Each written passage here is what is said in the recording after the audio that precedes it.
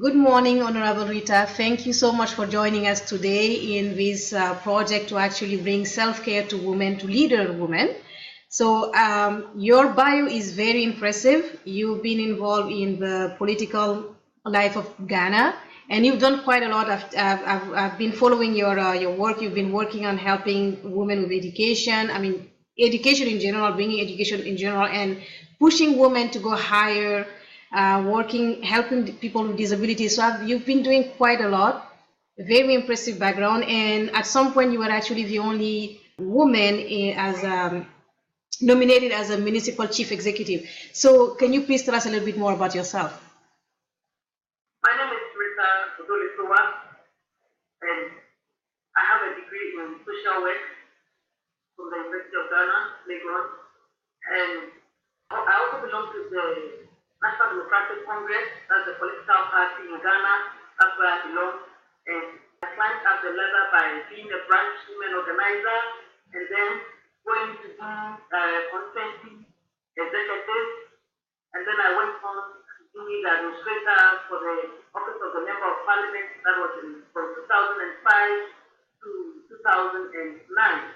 And so in 2009, when my party was in power, I was appointed to the Premier Secretariat under the Ministry of Agri as the Administrative Secretary.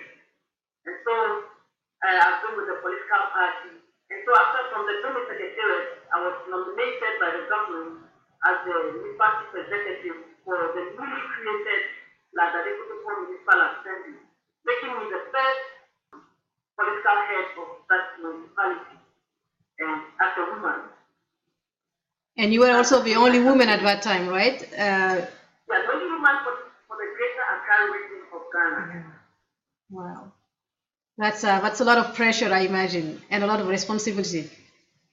Yes, and you're definitely an inspiration for many women. All of us who are actually involved in male-dominated area, it's really inspiring to see someone actually managing to make it out.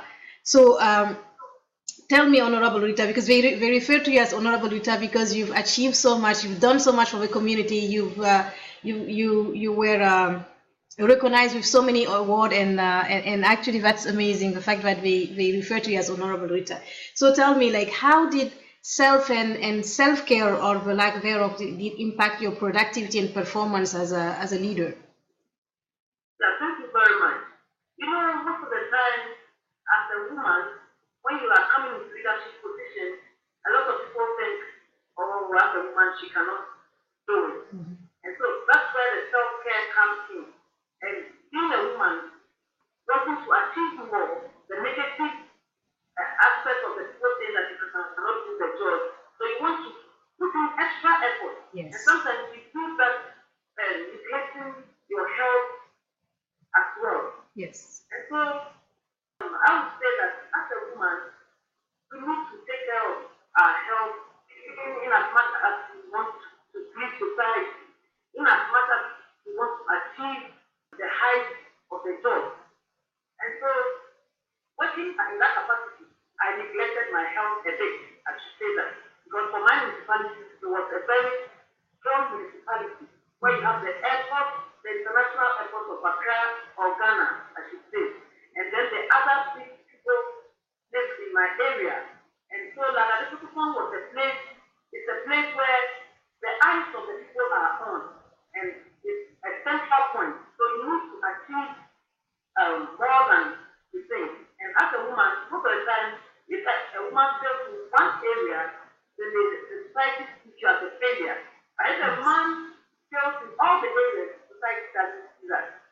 And so I needed to put in more effort. I needed to push for the job to be done, and so the detriment of my health. And I would say that as we want to achieve more in society, we have to make sure that we take care of our diet, we take care of our health, and then we need to take care of our family. One aspect that is very important. Because sometimes I was so tired of the job. I have a daughter, I have my family also, and sometimes I don't want them to want to talk to me. And I was so tired of the job that I was not able to talk to her. And then she said, Mom, you need to talk to me. Because I also want to talk to you. You don't have time all this while. Yeah. So balancing wasn't that easy, but as determined as I was to succeed, I had to play the balance. And then talking about the guys, sometimes we are always on the go. Yes. And so by the time I had my foot in the car, because there was always something to be done. And I'm one person that wanted to achieve the goal. So I'll say it wasn't easy. Definitely. I mean, if you have any advice that you can give to women who are listening, because most of the time what happens is most women are actually going through that, right? It's exactly what you were saying. If a woman actually fail in one single area, it will be said, okay, see, like women cannot handle this type of pressure. So we feel compelled to actually keep pushing ourselves all the time. And usually we also have this this part of us that is also perfectionist, right? You always want to make it, like, get it done the right way. So we keep pushing ourselves. It happened to me, it happened to many women. But usually what happens is when I tell them that we need to integrate self-care if we want to be able to achieve and to go higher, most women tell me that it's not possible, it's theoretical, we cannot do it. So practically speaking, like, were you able to, and are you able today to incorporate more self-care in your daily routine? Yes. So I now take care of myself more. Because in as much as I'm working, what I do now is I do my checkup, my regular checkup with the doctor. I take care of my diet. I'm eating more healthy, and I'm exercising. And so, I mean, we can do it. We can incorporate it into our activities. That is, make sure you see your doctor, your routine checkup, you make sure you have it, you make sure you exercise. When you wake up in the morning, you walk a bit. You cannot do it in the morning when you close from work, and let her walk.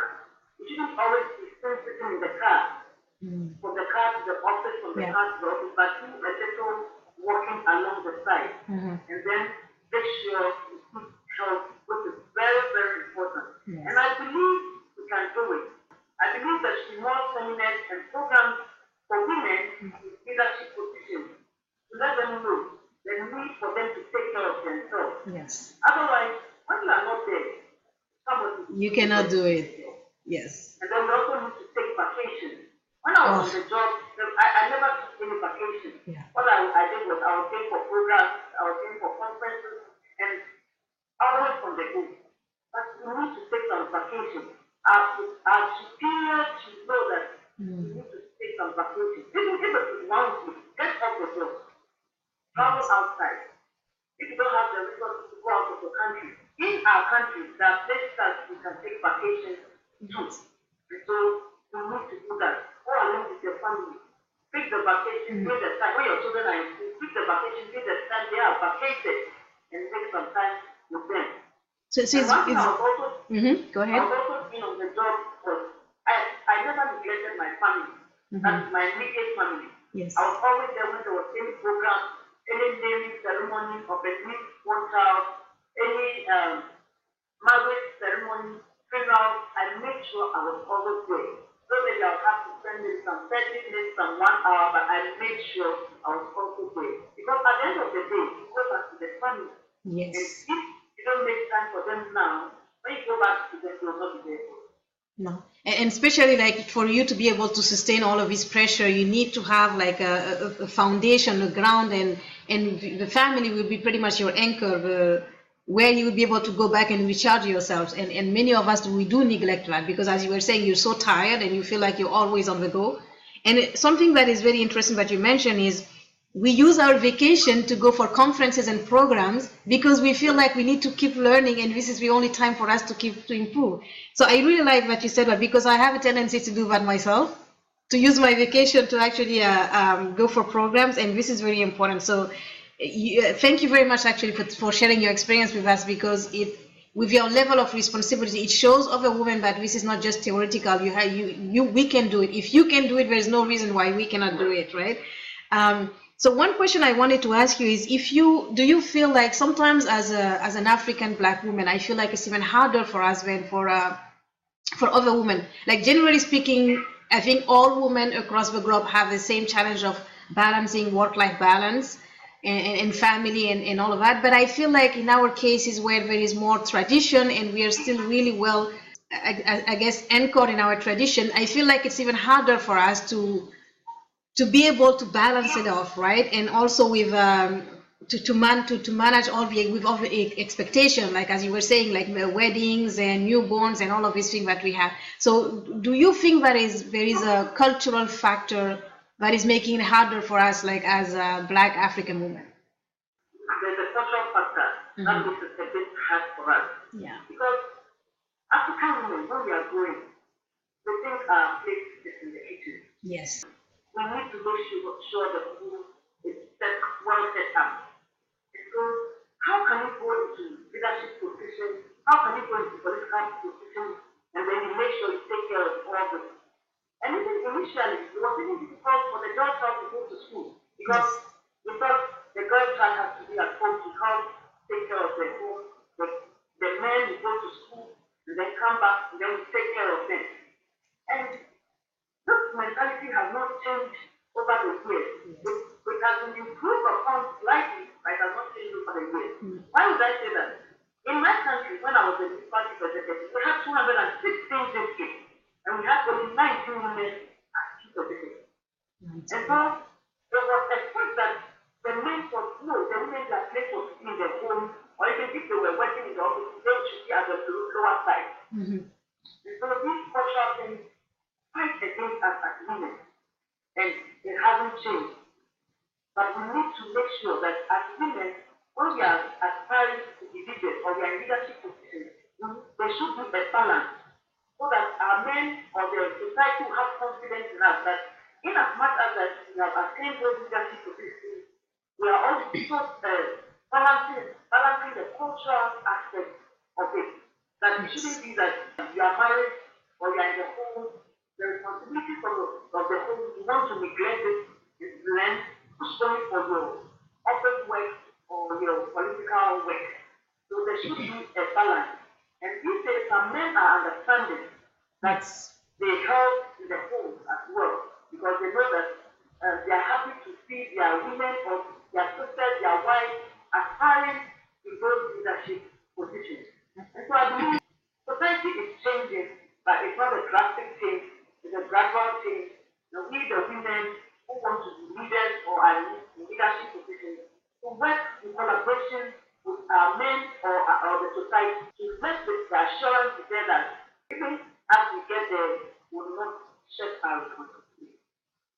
I really love what you said, but we need to balance things out looking at the cultural factor as well. And it's really important because sometimes what we try to do is to go from one extreme to the other by just saying all of a sudden, okay, I don't have time anymore to look at the things in the house and all of that, and we jump from one extreme to another. And I really like the fact that you're saying society has not evolved that fast, and we also need to slow down and adapt to that. So thank you very much for that advice. It's very, very interesting.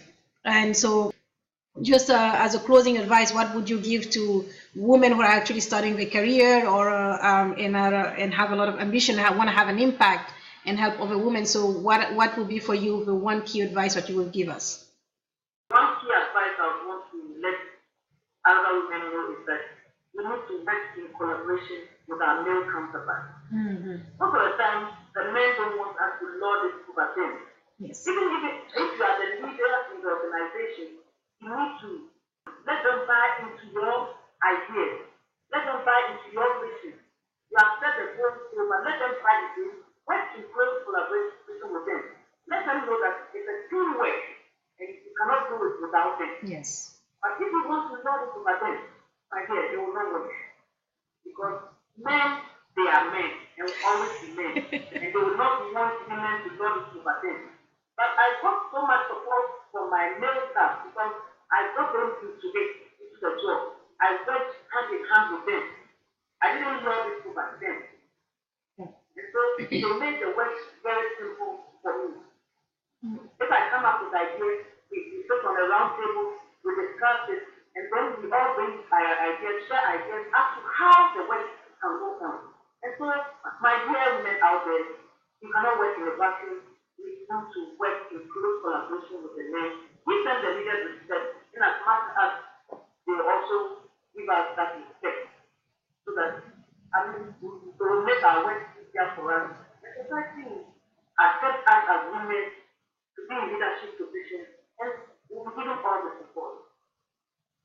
Thank you very much. This is very profound, and thank you. Like, it's very important what you just said. We have a tendency, women, to I notice that with myself and other women as well. We have a tendency to work in isolation, right? We get somewhere and we just want things to happen the way we see it, because we have a specific vision in our head and we try to go for it. So it's, yeah. And so sometimes when you go work with them, they'll sit back and say, do it and let's see. Yeah. Yes. Yes. Okay, let's do it. We'll sit back and watch it. But that's not what we want. We all have to succeed together. Yes, no, definitely. Thank you so much for your time, Honorable Rita. Thank you for all of these amazing advices. And I think it's an inspiration for all of us to see everything that you're doing right now. You're definitely a trailblazer.